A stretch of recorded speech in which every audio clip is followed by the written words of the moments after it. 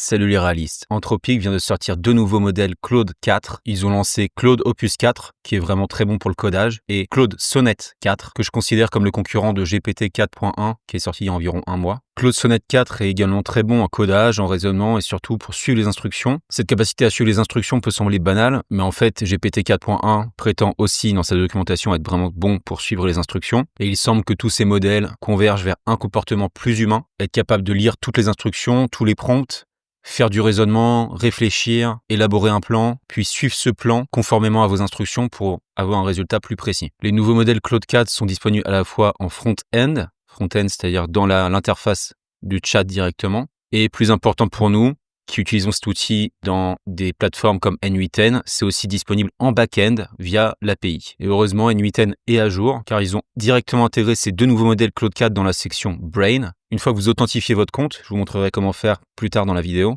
vous pouvez choisir parmi les nouveaux modèles, les précédents, 3.5, Sonnet 3.5, 3.7, etc., mais aussi les nouveaux modèles Claude Opus 4 et Claude Sonnet 4, typiquement ici. Avant de construire quoi que ce soit, je vais revenir sur la documentation rapidement pour parler des métriques de performance et des fonctionnalités du nouveau modèle. La seule façon de tirer pleinement parti de Claude 4, c'est par le prompt system. Imaginez que vous avez une Ferrari, l'une des meilleures supercars au monde. Le message system, c'est le carburant que vous donnez à la Ferrari. Si vous lui donnez le pire carburant possible, sale, maltraité, vous n'obtiendrez pas les meilleures performances. Elle ne sera ni la plus rapide ni la plus puissante. Et si vous donnez le bon carburant, ou en d'autres termes le prompt correctement formaté spécifiquement pour ce modèle Claude 4, vous obtiendrez la meilleure expérience possible et c'est tout le but du prompt system ici. Donc dans la documentation, on a un tableau qui compare les nouveaux modèles Claude 4 aux précédents 3.7 et à GPT 4.1. Je vais me concentrer sur la comparaison entre 4.1, 3.7 et Sonnet 4. On a le Graduate Level Reasoning qui est en fait le raisonnement de niveau universitaire avec un 66% pour GPT 4.1, un 78% pour Claude Sonnet 3.7. Et on voit qu'on a deux numéros 75 et 83.8 pour Claude Sonnet 4. En fait, c'est le raisonnement standard ou le raisonnement avancé. Donc c'est une énorme amélioration, presque 20 points entre 66% et 83%, et même 5% d'amélioration par rapport au 3.7. Au niveau du Agenting Tool Use, qui est en fait l'utilisation d'outils type agent, donc ce qui est très important pour nous quand on va l'utiliser dans N8N, il teste deux use cases, deux cas d'usage, un chatbot e-commerce, donc retail, et le traitement de commandes aériennes. Donc c'est relativement équilibré entre 3.7 et 4, comme on peut voir, 58 et 60. Par contre, on voit une différence assez importante avec le GPT 4.1, parce qu'on est entre 49 et 60. Donc là, il y a vraiment un écart qui se creuse. Au niveau du Q&A multilingue, en fait, c'est la capacité de faire des questions-réponses avec des langues différentes. On est à 86, donc là, c'est assez standard. On est à 86, 85, 83, donc on est assez proche sur ces métriques-là. Au niveau des maths, niveau avancé, donc c'est de High School Math Competition. On a Claude 4 standard qui est à 70%. Donc on voit que le raisonnement avancé est à 85%, ce qui est extrêmement important, ce qui est extrêmement bon. C'est un bond de 30 points par rapport à Sonnet 3.7. Ils ont vraiment fait un énorme effort sur ce métrique-là. Et puis je sais pas pourquoi ils ont rien sur 4.1, mais ça vient peut-être du fait que 4.1 était soit pas testé, ou c'est juste que peut-être que le résultat était pas assez bon. Mais je pense que si ça avait été testé, ça aurait été ici. Donc comme on peut voir déjà, c'est qu'on peut débloquer une performance plus haute en utilisant le raisonnement avancé, ce qui signifie qu'on doit le prompter en conséquence pour avoir un raisonnement plus profond. Maintenant, pour le cas spécifique des agents sur N8N, au niveau des performances qu'on peut avoir et qu'on peut attendre de ces agents-là, en général, les bénéfices ici, entre le raisonnement avancé, va être principalement dû à deux endroits différents. Ça va venir du prompt qu'on met en place et puis du modèle réel lui-même.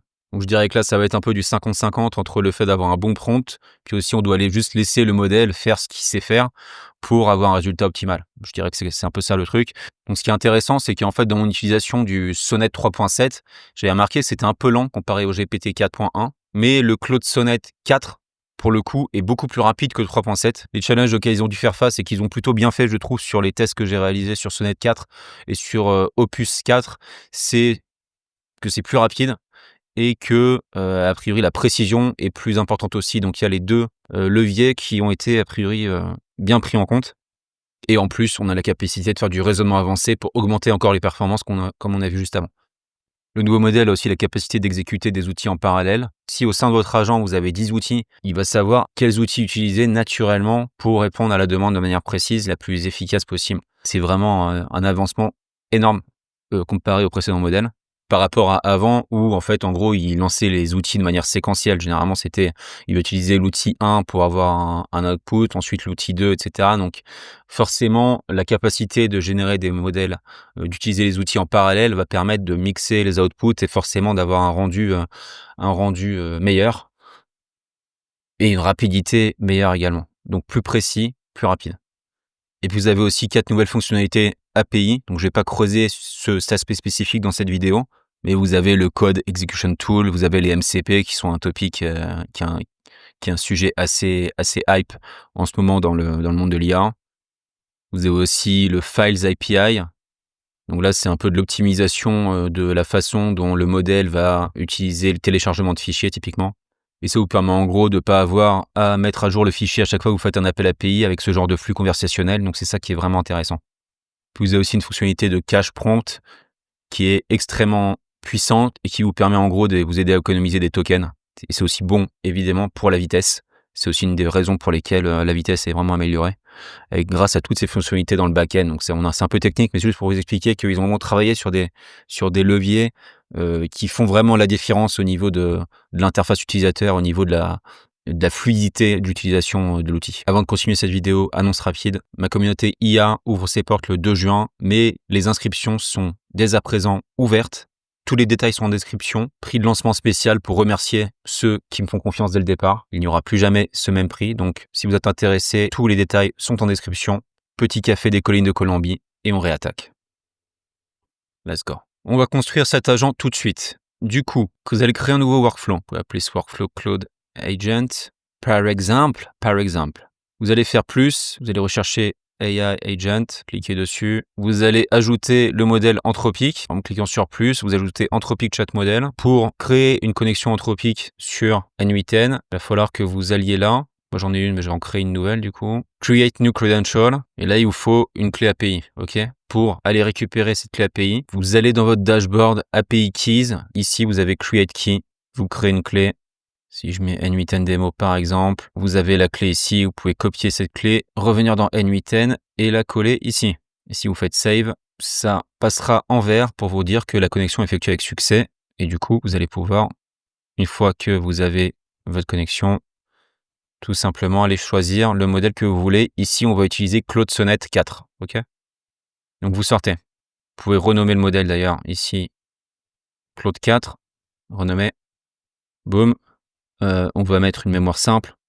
La mémoire, c'est pour avoir un flot de conversation pour qu'il y ait une mémoire des précédents échanges. Là, on a une window de 5, donc ça sera les 5 derniers messages qui seront en mémoire. Vous pouvez ajuster aussi cette donnée-là si vous le souhaitez. Et au niveau des tools, on va utiliser le module Sync, le module Sync, qui permet de faire cette fonctionnalité de raisonnement avancé, justement. Bon, naturellement, il vous met le prompt en anglais. Vous pouvez sortir. Et ce qui est top, c'est que le modèle anthropique fonctionne naturellement extrêmement bien avec le module Sync de N8N. Donc ça, c'est vraiment une des grosses forces de modèle anthropique. Et une des grosses forces de ce dernier modèle qui est Claude Sonnet 4. Il y a aussi le Claude Opus 4. Personnellement, j'utilise beaucoup plus souvent le Sonnet. L'idée, c'est vraiment d'utiliser le raisonnement avancé pour passer au 83-84% et utiliser la pleine puissance de Sonnet 4. Donc là, la prochaine chose, ça va être de cliquer sur votre agent et de lui indiquer un prompt système. Pour ça, vous allez faire Adoption, System Message, et vous avez ici le prompt système par défaut quand vous créez un agent dans N8N. You are a helpful assistant, super.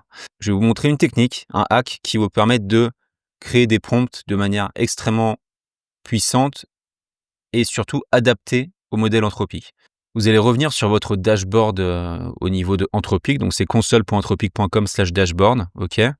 Cliquez simplement sur la petite maison ici, petite maison dans la prairie, et vous accédez à votre dashboard. Et vous voyez que vous avez plusieurs options. Vous pouvez créer un prompt, générer un prompt, avoir une clé API, donc ça je viens de vous montrer comment récupérer une, mais l'option qui va être intéressante ici, c'est de générer un prompt. Vous allez cliquer dessus.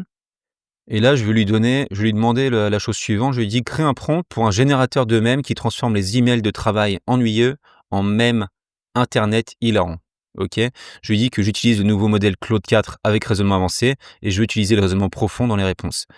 Et il faut bien ticker ici Vous voyez, vous avez cette fonctionnalité. Ce prompt sera utilisé avec les modèles qui ont le Thinking Enabled, ce qui est notre cas dans N8N. On a mis le module, le tool Think, qui est ce module qui permet ce raisonnement avancé et d'aller vraiment utiliser la pleine puissance du modèle 4, Claude 4. Donc là, vous cliquez dessus et vous faites générer. Et on voit que du coup, naturellement, il va nous faire un prompt très complet et vous avez même une variable. Donc là, on est basé sur un email en entrée, ok. Basé sur un email pro, ça va générer un mème. Bon, c'est un use case qui est assez marrant. Donc là, vous pouvez simplement aller copier, revenir dans N8N et aller coller tout ça. Donc là, on a la variable email text. Alors évidemment, ce qui serait bien, c'est d'aller avoir un module Gmail typiquement avant, d'aller récupérer les mails. Je vous mettrai le lien sur une précédente vidéo où je vous ai montré exactement comment faire des Gmail triggers pour aller récupérer tous les mails ou certains mails basés sur certains filtres directement dans N8N. Et donc ça peut être votre input et derrière, vous allez retravailler chacun des emails. Ici, l'idée, c'est juste de montrer comment fonctionne ce modèle. Donc on peut prendre un exemple d'un email. Vous pouvez aller directement dans Claude, ok, et lui dire merci de me donner un exemple d'email pour tester le prompt suivant. Et je copie-colle le prompt total, comme ça il va me donner un exemple d'email. Et copier ça, on va revenir dans N8N et tout simplement, quand vous ouvrez la chat box ici, vous pouvez aller coller, vous pouvez mettre email text, ça, et envoyer, et naturellement, ça va tourner. Vous voyez que du coup, là, ça va taper dans la mémoire. L'agent tourne, il utilise le modèle Claude 4. OK. Normalement, il va utiliser aussi le module Sync avancé. Là, il l'utilise. Donc, il a bien utilisé le module de raisonnement avancé. Et on a un output. Et vous voyez que là, si on va dans le module Sync, le mec regarde les buzzwords à la mode. Donc là, en fait, il propose plusieurs idées de mèmes en fait, dans le module Sync. Donc c'est vraiment l'intérêt, c'est qu'il analyse vraiment plusieurs options possibles pour ensuite en sélectionner une. Donc il prend la distance par rapport à son raisonnement. C'est un peu comme un humain en fait. Hein, où quand vous raisonnez, vous mettez vraiment les choses à plat, soit à l'écrit, soit vous les dites à l'oral. Ça vous permet de prendre du recul sur vos idées pour vous permettre de prendre la meilleure décision sur quelle idée choisir. C'est un peu ce qu'il fait ici. Et au niveau du résultat, donc là, il a choisi de prendre le Woman Yelling at Cat. Donc c'est une femme qui crie sur un chat. On va aligner aux objectifs, challenger vos hypothèses, identifier les quick wins, pivoter. Et on pourrait simplement mettre ça dans un générateur d'images. Hein. D'ailleurs, on va le faire tout de suite. En fait, j'avais pas prévu de le faire, mais je pense que ça peut être intéressant, ça peut être marrant. Ça peut être marrant. Je vais mettre Hide Chat. En sortie de l'agent, je vais ajouter un générateur d'images. Comme générateur d'images, on va prendre le GPT Image 1. On avait déjà fait une vidéo dessus. Je vous mettrai le lien sur cette vidéo si vous voulez savoir exactement plus de détails sur comment l'utiliser. On va faire un HTTP request simple.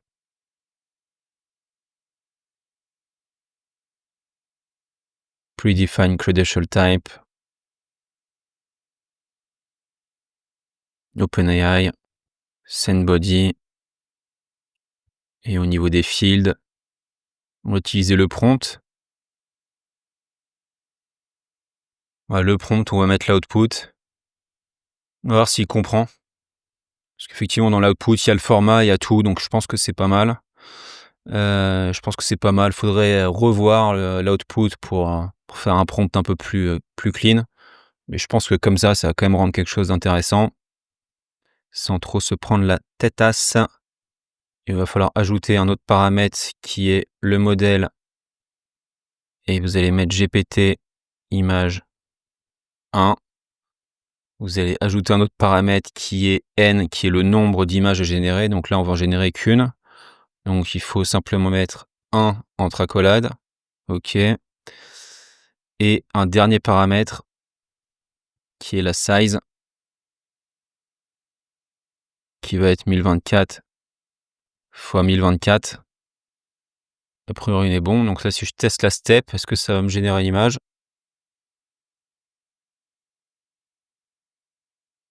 OK, le node a été exécuté et si vous référez à la vidéo que j'avais faite sur le GPT Image 1, en fait, là, en output, on a simplement un string donc une chaîne de caractères en base 64. Donc, ce qu'il va falloir simplement faire, c'est ajouter un module, un node convert to file. Je passe rapidement là parce que le but de la vidéo, c'est vraiment de tester simplement le langage. Donc, c'est vraiment l'output du mème. Mais bon, vu que là, l'idée, c'est de construire un mème, vous faites move base64 string to file. OK. Là, comme l'idée, c'est de construire un mème, autant avoir carrément le rendu de ce que ça peut donner. Et donc là, il va simplement falloir que vous récupériez la base 64 ici. Boum. Et que vous testiez la step. La step, s'il dit. Boum, direct. Et là, si vous regardez, on a un mème. Vous voyez un peu l'idée. Vous avez un texte qui est généré directement avec le modèle Claude 4. Vous pouvez derrière aller l'imbriquer avec d'autres éléments, utiliser d'autres modèles de langage aussi. C'est tout le but, tout l'intérêt de ce node. Mais ce qui est intéressant, c'est vraiment le modèle Sync ici et le fait qu'il y a un raisonnement assez poussé. Ce que je voulais vous montrer également, c'est en gros, si jamais vous voulez ajouter un autre outil, par exemple un outil de web search, vous pouvez faire plus ici, un HTTP request ici, le HTTP request tool, OK. Et dans la description, vous n'avez pas besoin. Ouais, là, on va faire simple. Mais en gros, si votre HTTP request, c'est une fonctionnalité de web search, ce qui est super, c'est que au niveau du prompt system qu'on a ici, vous allez pouvoir suivre exactement le même mécanisme qu'on a utilisé pour générer ce prompt en retournant dans votre dashboard. Et donc, vous pouvez dire créer un prompt de générateur de mème. C'est plus l'exact prompt que je lui ai donné, mais en gros, ce que je veux vous montrer, c'est que donc vous pouvez lui dire, tu utiliseras le raisonnement avancé, etc. Et surtout, derrière, vous pouvez décrire chacun des outils que vous allez utiliser. Donc là, outil de l'agent à utiliser. Et là, vous pouvez la décrire. Donc là, j'ai un outil web search. Décrire ce à quoi le web search sert. Si vous avez d'autres outils, vous pouvez les décrire ici. Et à chaque fois, dire quels sont les outils que vous utilisez, à quoi servent ces outils. Vous allez pouvoir cliquer ici juste pour indiquer si vous utilisez module sync ou pas. Il va générer un prompt optimisé pour le module anthropique et c'est ça tout l'intérêt du truc. Vous voyez sur la méthode globale, en gros, vous avez une idée de ce que vous voulez faire avec un agent IA en utilisant le modèle anthropique. Vous allez mettre tout ça dans le générateur de prompt, lui indiquer tous les outils que vous souhaitez utiliser. Ça va générer le prompt. Vous copiez-coller dans le prompt système de votre agent IA. Si vous avez des variables, vous allez les relier. Vous pouvez ensuite utiliser l'output de l'agent pour faire ce que vous voulez. Voilà, la logique, c'est celle-là. Et avec le module sync en plus, ça vous permet vraiment d'avoir un raisonnement avancé. Peut-être que le générateur de mème n'était pas forcément le use case le plus approprié pour vous rendre compte de la puissance d'un modèle Claude Sonnet, mais pour l'avoir un peu testé sur des choses diverses et variées. Donc sur le code, on a vu que c'était propre. Mais bon, pour moi, la vraie force de Sonnet dans tous les cas, c'est vraiment la capacité de copywriting. C'est la capacité d'écrire du texte de manière assez humaine, de comprendre le ton qu'on souhaite avoir, etc. Ça, c'est vraiment la force de Sonnet pour écrire des articles, écrire des posts, tout ça. Vous pouvez aussi l'utiliser pour ce genre de choses. Et je pense avec la fonctionnalité Web Search, vous pouvez concrètement aller récupérer du contenu online, le reformater, le repurposer pour aller poster sur vos réseaux sociaux, par exemple. Il y a 40 milliards de use cases possibles. Donc, j'espère que vous avez apprécié cette vidéo. Je voulais me concentrer sur les aspects techniques du nouveau modèle en utilisant le prompt system, à l'inverse de créer des workflows complexes, etc. Et dans les prochaines vidéos, on pourra utiliser ce nouveau modèle pour aller pousser un peu la complexité des workflows. Si vous êtes intéressé par ça, n'hésitez pas à le dire en commentaire. Et pour rappel, les inscriptions pour rejoindre ma communauté IA sont désormais ouvertes et disponibles en description. Cliquez le lien si vous voulez en savoir plus. À bientôt les amis. Ciao.